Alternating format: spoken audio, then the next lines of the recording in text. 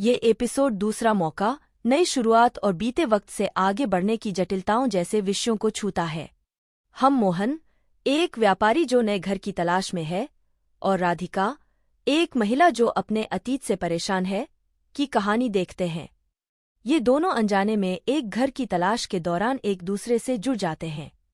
मोहन की घर की तलाश सिर्फ व्यावहारिक जरूरत से ज्यादा है। इस घर में कुछ कमी होने के बावजूद उसे इससे एक गहरा जुड़ाव महसूस होता है।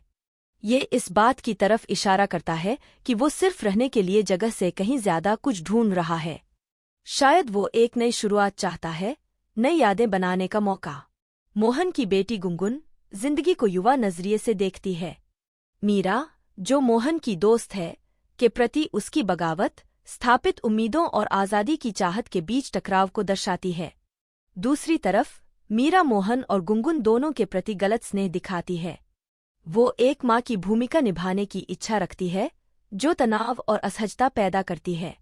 राधिका इस डर में जी रही है कि उसका अतीत उसका पीछा न करे। वो उस घर से जुड़ी हुई नजर आती है जिसे देखने मोहन गया है, जो उनके बीच किसी गहरे रिश्ते की तरफ इशारा करता है।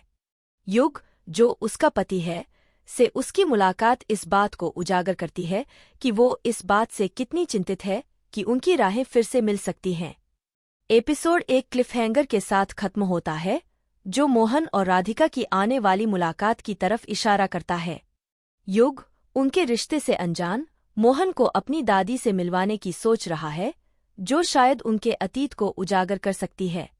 इस बीच मीरा मोहन को ये यकीन दिलाने की कोशिश करती है कि राधिका कभी वापस नहीं आएगी, जो भावनात्मक उथल-पुथल को और बढ़ा देता है।